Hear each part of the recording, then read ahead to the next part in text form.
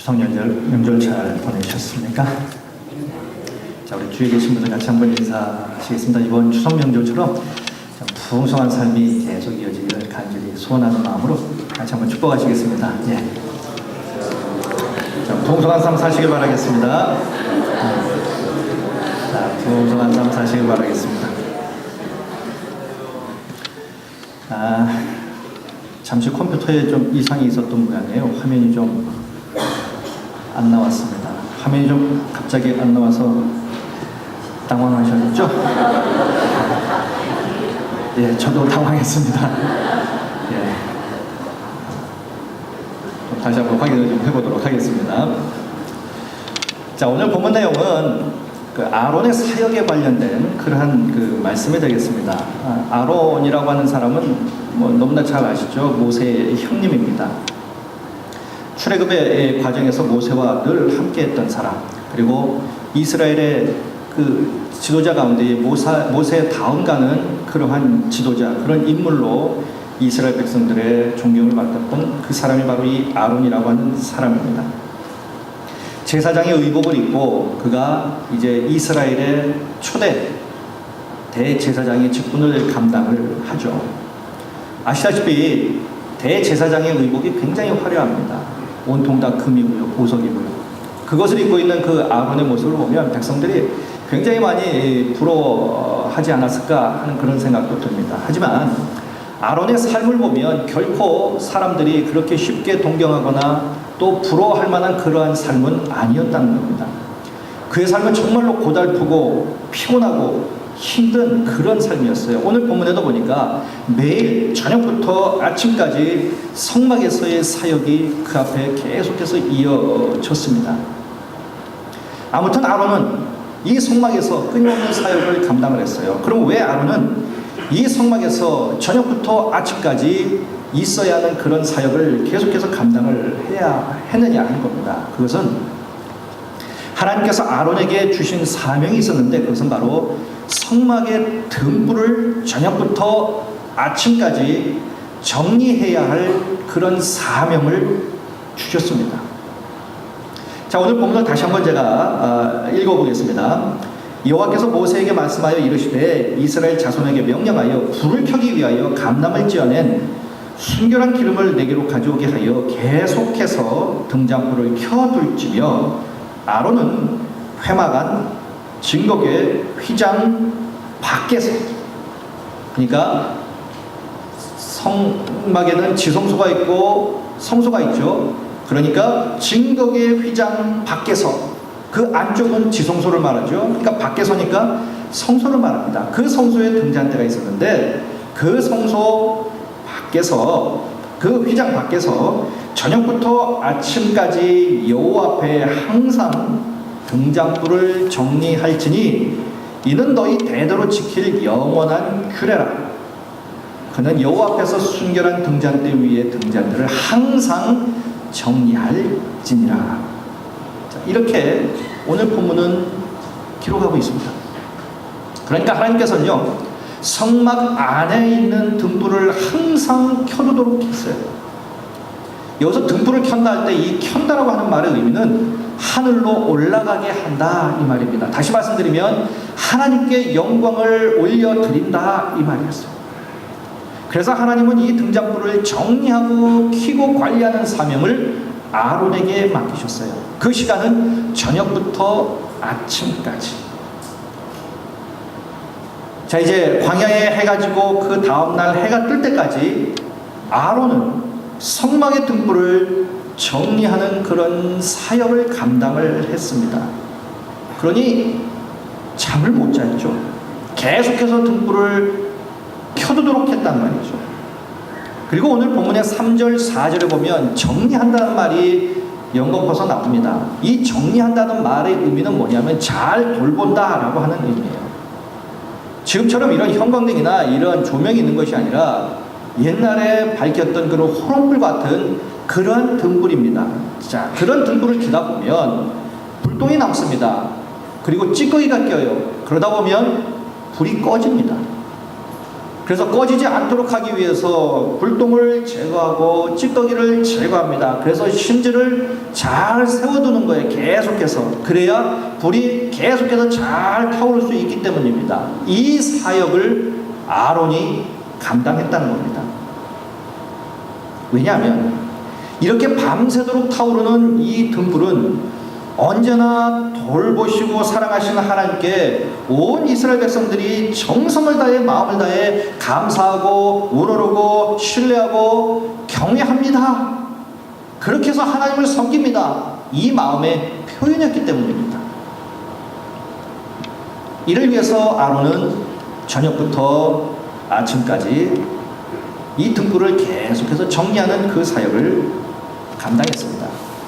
쉬운 일이 아니었어요. 고단한 일이었습니다. 자, 그렇다면 아론에게 이 고단한 사명이 주어졌어요. 그럼에도 불구하고 아론은 이 고단한 사명을 잘 감당할 수 있었습니다. 하나님께서 그를 부르시는 그 순간까지 그는 이 사명을 잘 감당했어요. 그럼 어떻게 고단한 사역임에도 불구하고 아론이 이 사역을 이렇게 잘 감당할 수 있었느냐? 그 첫 번째는요, 이런 겁니다. 반드시 누군가는 등불을 밝혀야 한다는 그 사명감 때문에 그는 이 고단한 사역임에도 불구하고 그는 그 사역을 끝까지 완수했어요. 이스라엘 백성들에게 있어서 이 성막 안에 등불이 꺼진다고 하는 것은 우리 민족이 이제 망했다라고 하는 것과 일맥상통하는 의미였습니다. 역대하 21장 7절에 보면요, 이런 말씀이 나옵니다. 여호와께서 다윗의 집을 멸하기를 즐겨하지 아니하셨음은 이전에 다윗과 더불어 언약을 세우시고 또 다윗과 그의 자손에게 항상 등불을 주겠다고 말씀하셨음이더라. 이렇게 말합니다. 무슨 말이냐면 이런 말입니다. 남유다가 여러 왕들이 있었는데 그 여러 왕들 중에는 특별히 하나님을 경외하지 않은 악한 왕들이 있었습니다. 그럼에도 불구하고 하나님은 그 악한 왕이 통치하는 그 남유다를 멸망시키지 않으셨어요. 그 이유는 다윗을 사랑하셔서 그에게 약속하시기를 내 자손에게 항상 등불을 주겠다 라고 하신 그 말씀 때문에 하나님께서 남유다를 놔두셨다는 겁니다. 여기서 등불은 하나님의 은혜로우신 손길을 의미하는 겁니다. 하나님의 등불이 꺼지면 다윗의 후손과 그들이 다스리는 나라는 그냥 나가버리는 거예요. 멸망하고 마는 겁니다. 그렇기 때문에 등불이 켜있다라고 하는 것은 하나님과 늘 연결되어 있다라고 하는 의미와도 또 일맥상통합니다. 여전히 하나님은 이스라엘을 사랑하시고 복을 주고 계시고 이스라엘은 여전히 하나님을 신실하게 경외하고 있다라고 하는 그 의미가 그 등불의 불이 계속해서 켜져 있는 것을 보고 인식했다는 거예요. 그러나 등불이 꺼졌다는 것은 그 하나님과의 관계가 끊어지고 이제는 그 민족의 비참한 멸망이 왔음을 의미하는 거예요. 실제로 이스라엘 역사에 보면 이 등불이 꺼졌을 때가 있었습니다. 주전 168년경에 시리아의 안티오쿠스 에피파네스가 예루살렘을 침공을 했습니다. 점령을 했어요. 수도가 점령이 당했으니 그 나라는 이미 끝난 거죠. 그리고 이 에피파네스가 이 유대인들에게 헬라의 삶을 강요를 했습니다. 억지로요. 자, 이러한 상황에서 유대인들은 죽음으로 맞섰습니다. 결국 이 안티오쿠스 에피파네스는 주전 167년 12월 25일에 이 예루살렘에 있는 하나님을 예배하는 이 성전을 그가 섬기는 제우스 신에게 봉헌을 했어요. 유대인들에게는 치욕의 날입니다. 멸망의 날이었고 슬픔의 날이었어요. 그때 등불이 꺼졌습니다. 그러나 다시 그 꺼졌던 등불이 켜지는 날이 있었어요. 주전 164년 12월. 그러니까 성전을 빼앗긴 지 만 3년 만에 마카비가 독립운동을 해서 그곳을 탈환을 합니다. 그리고 성전에 있었던 다 빼앗긴 무너진 제단을 다시 수축을 하는데 8일이 걸렸어요. 그리고 이제 그 수축을 하는 기간 동안에 이 등대에 이제 등불을 밝혀야 하는데 기름이 없는 거예요.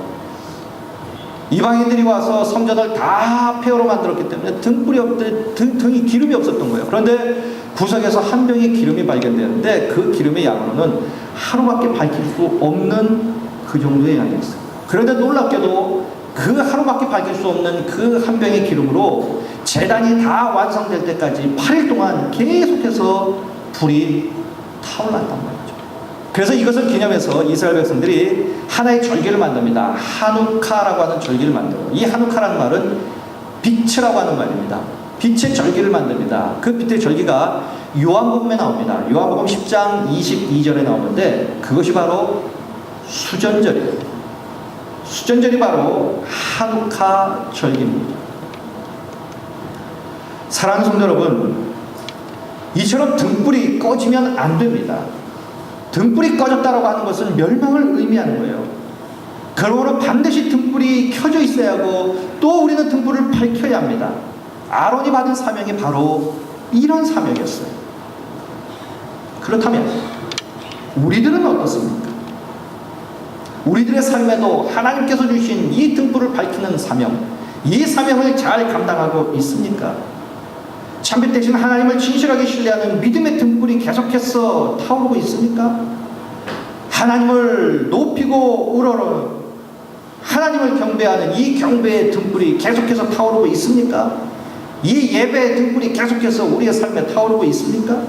말씀을 붙잡고 하나님의 뜻대로 살려고 하는 이 순종의 등불이 계속해서 타오르고 있습니까? 하나님과 우리 사이에 흐르는 사랑에 대한 감사의 등불이 우리의 삶에서 계속해서 타오르고 있습니까? 다른 사람들에게 하나님을 선포하고 이 복음을 알리는 이 선교와 전도의 이 등불이 계속해서 타오르고 있습니까? 아니면 꺼져 있습니까? 이런 등불은 개인의 삶과 영혼뿐만 아니라 가정에도 밝혀져야 하고 교회는 두말할 나위도 없습니다. 계속해서 꺼지지 아니하고 타올라야 한다는 겁니다. 우리가 잘 아시다시피 성막에는 창문이 없습니다. 창문이 없기 때문에 밖으로부터 성막 안으로 빛이 들어오는 것은 아무것도 없습니다. 성막 안을 밝힐 수 있는 것은 오직 등대의 등불밖에 없어요. 이것이 꺼지면 성막 안은 캄캄한 흑암이 찾아옵니다. 우리 인생에도 이 등불이 꺼져버리면 우리 인생도 역시 마찬가지로 흑암일 수밖에 없는 거예요. 그래서 이 등불이 꺼지지 않게 하려면 등대가 있어야 하고 기름이 있어야 합니다. 그러나 더 중요한 것이 있습니다. 그것은 바로 이 등불을 계속 밝혀야 하는 그 누군가는 아론이 되어야 한다는 겁니다. 누군가는 저녁부터 아침까지 깨어 있어야 한다는 겁니다. 가정 안에도 누군가는 깨어 있어야 한다는 거예요. 그래서 제가 이 자리에 이런 말씀을 부탁드리고 싶습니다. 적어도 날마다 매일매일 가족 중에 한 사람은 기도 중에 깨어있는 사람이 있어야 합니다. 가족 중에 적어도 한 사람은 그래도 새벽을 깨우는 기도의 사람이 있어야 해요. 깨어있는 사람이 있어야 합니다. 가족 중에 그 누구도 아무도 깨어있는 사람이 없다면 누가 그 가정을 위해서 기도하며 누가 그 자녀들과 부모님들을 위해서 남편과 아내를 위해서 기도를 하겠습니까? 적어도 가정에 한 사람은 새벽을 깨우는 자들이 있어야 된다는 거예요. 깨어 있어야 합니다. 가정 안에도 깨어 있는 사람이 있어야 하는 거예요. 교회 안에도 물론 깨어 있는 사람이 필요합니다.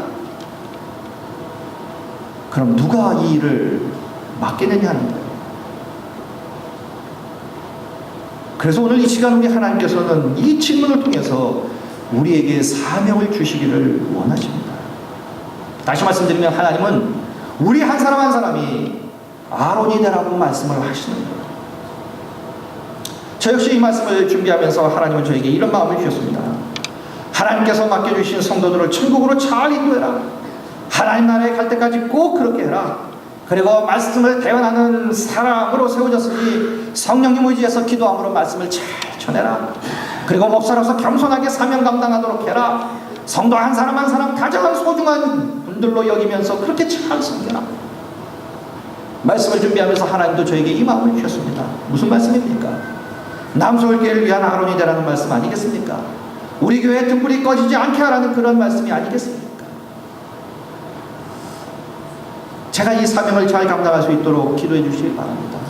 뿐만 아니라 저 혼자 이 사명을 하지 않도록 우리 모두가 다 함께 하셨으면 좋겠습니다.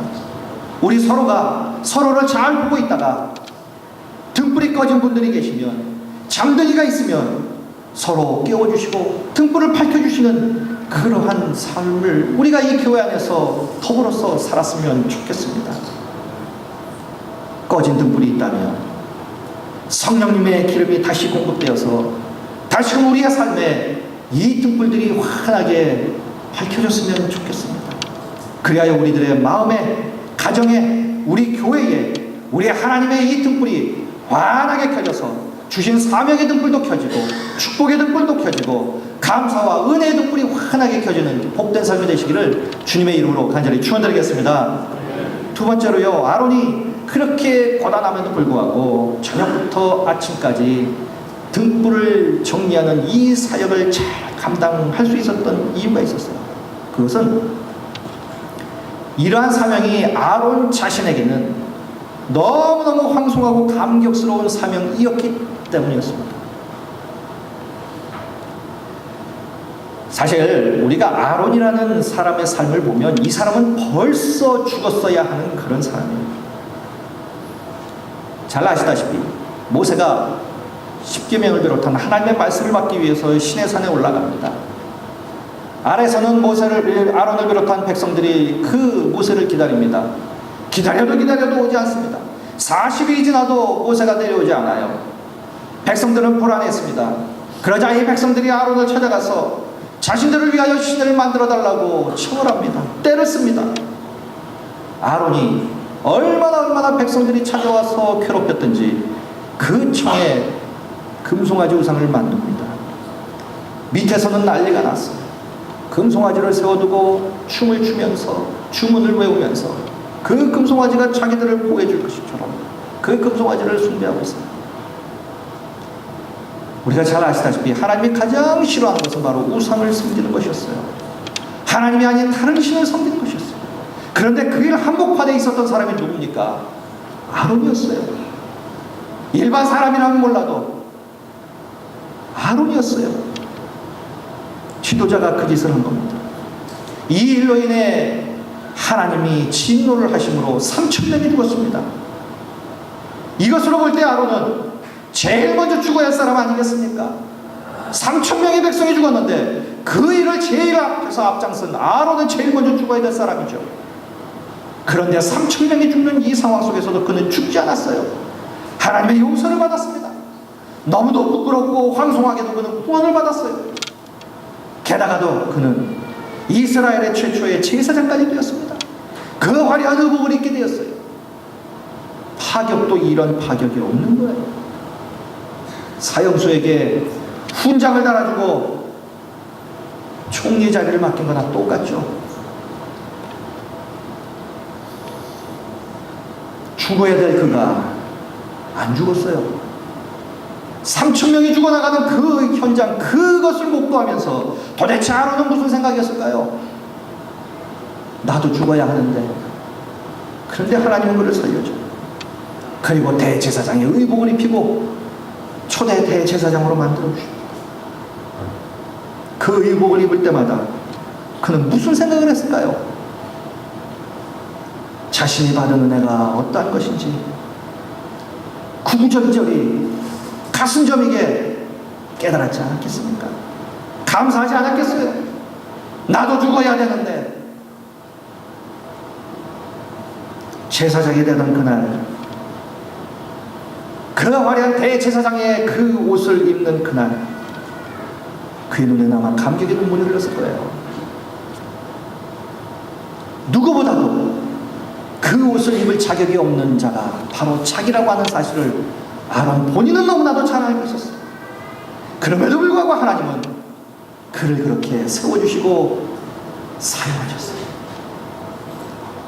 그러니 그런 자신에게 저녁부터 아침까지 등불을 정리하는 사명이 맡겨졌을 때 어찌 불평할 수 있었겠습니까?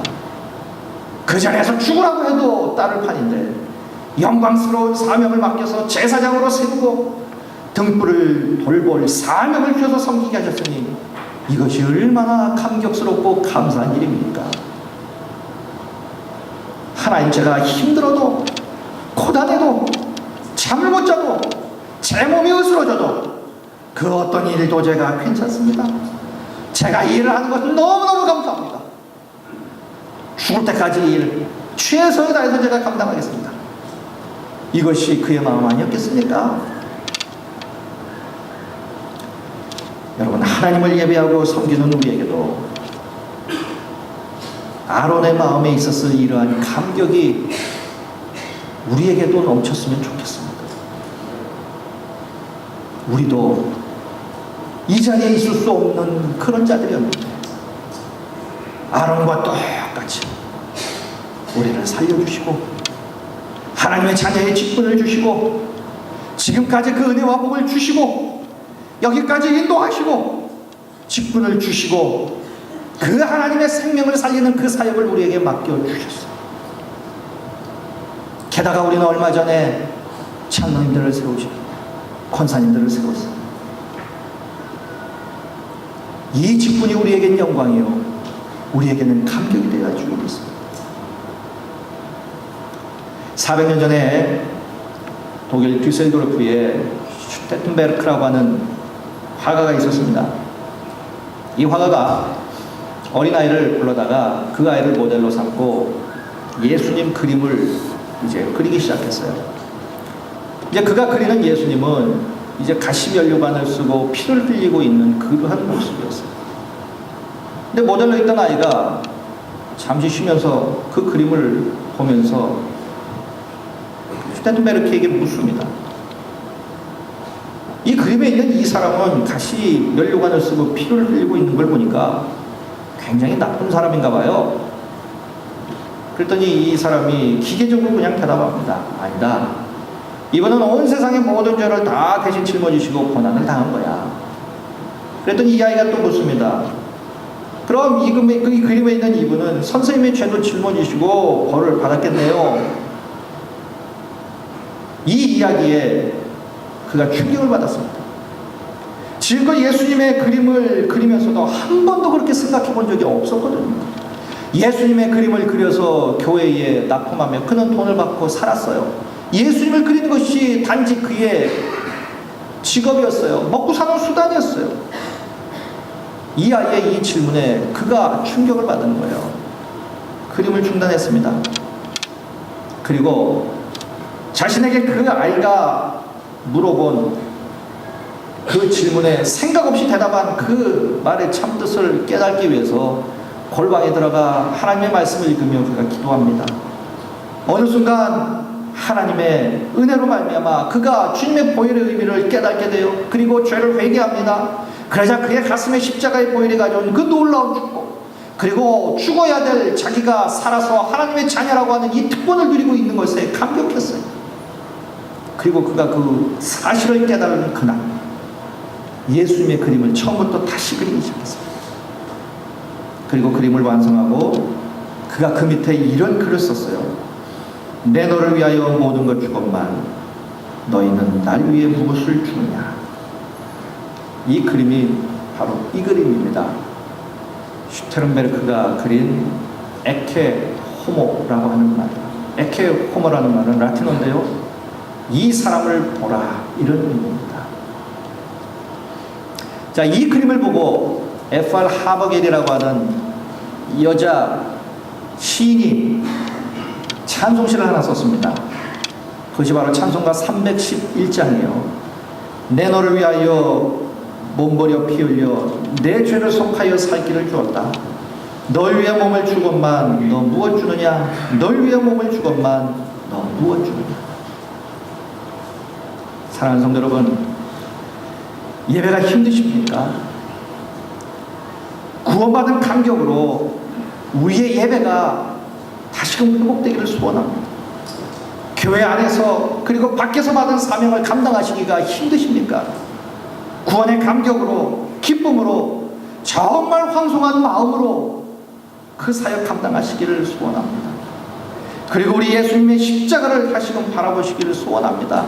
그리고 이렇게 고백하며 살았으면 좋겠습니다. 주님, 그 어떤 일이라도 제게 맡겨주십시오. 아무리 힘들고 어려운 일이라도 명령하십시오. 제가 다 하겠습니다. 교회 안에서 다 회피하는 그 어려운 일이라도 저에게 주시면 제가 기꺼이 그 일 다 감당하겠습니다. 제가 하겠습니다. 주님께서 제게 주신 그 은혜 말로 다 내가 다 표현할 수 없사오니 제게 언제든지 명령만 하십시오. 제가 다 따르고 이루겠습니다. 이 고백이 지금까지 은혜 받고 지금까지 하나님의 손길 가운데 살아온, 또 지금까지 하나님께서 우리에게 사명을 주고 그 일을 하도록 하신 그 하나님의 은혜에 대한 합당한 고백이 아니겠습니까? 제가 최근에요 영어책 하나를 원서를 번역할 일이 있었습니다. 이제 번역을 쭉 해나가는데 먼저 초벌 그 번역을 먼저 하죠. 그냥 원서책을 옆에 놓고 그냥 컴퓨터 놓고 그냥 눈으로 읽으면서 그냥 계속 그냥 컴퓨터 자판을 두들겨서 그냥 쳐나갑니다. 그냥 막 치다 보니까 오타도 나고 그래요. 그리고 난 다음에 다시 한 번 더 이제 번역을 또 한 번 합니다. 근데 제가 초벌 번역을 어느 한 챕터를 끝내고요, 다시 한 번 읽고 교정을 하려고 쭉 읽다 보니까 그 번역한 내용 중에 시편 23편 1절이 인용된 부분이 있었어요. 잘 아시죠? 시편 23편 1절. 여호와는 나의 목자시니 내게 부족함이 없으리로다. 그런데 제가 막 치다 보니까 오타가 났어요. 제가 그 오타를 읽고 깜짝 놀랐습니다. 오타는 이렇게 났어요. 여호와는 나의 목 자르시니 내게 부족함이 없으리로다. 이렇게 오타가 났어요. 제가 그걸 보고 깜짝 놀랐어요. 여호와는 나의 목 자르시니, 여호와께서 내 목을 자르신답니다. 그러면서 제가 한참 그 문장을 고치지 아니하고 제가 좀 많은 생각을 했어요. 여호와는 나의 목 자르시니 내게 부족함이 없으리로다. 제가 저에게 묻습니다. 너 정말 예수님이 네 목 자른다 해도 너 부족함이 없겠나? 그러면서 이제 예수님을 생각했어요. 예수님은 십자가에서 죽으셨습니다. 그 십자가에서 피를 흘리시면서 절규를 합니다. 나의 하나님 어찌하여 나를 버리셨나이까? 그래도 그 하나님은 그 독생자 예수 그리스도의 절규를 외면하십니다. 그렇게 사랑하시는 그 아들의 십자가에서의 그 고통의 절규를 그 아버지는 외면하세요. 안 들으십니다. 이유는 아들이 죽어야 하나님의 구원의 사역이 완성되기 때문에. 때로는 목사에게 하나님께서 주시는 사명이 있어요. 어떨 때는 목사의 목을 죄는 그런 사명일 수도 있어요. 그 자리를 피하고 싶고 그 자리를 떠나고 싶고 그 일을 안 하고 싶고 그 짐을 안 주고 싶을 때도 있어요. 정말 목을 죄는 듯한 그러한 고통이 다가올 때도 있습니다.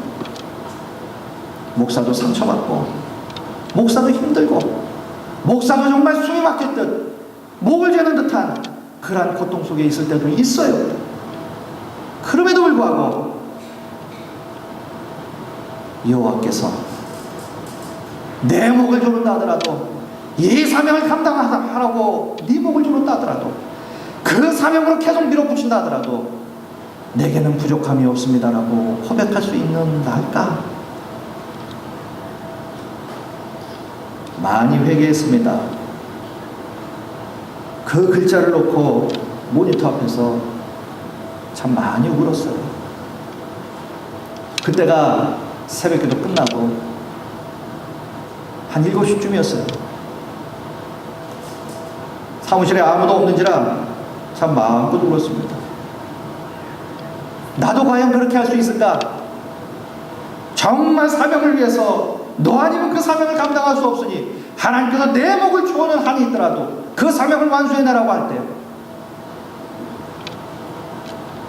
제가 부족함이 없습니다. 이렇게 고백할 수 있는 날까? 저뿐이겠습니까? 우리가 피하고 싶어도 피하지 못할 일이 있어요. 내가 해야 하는 그 사명이 있습니다. 가정 안에도 있고 사회도 있고 교회 안에도 있어요. 가장이 힘들다고 뛰쳐나가 버리면 그 가정은 뭐가 됩니까? 주부가 사명이 힘들다고 아내와 엄마의 역할을 포기해버리면 그 가정은 무엇이 됩니까?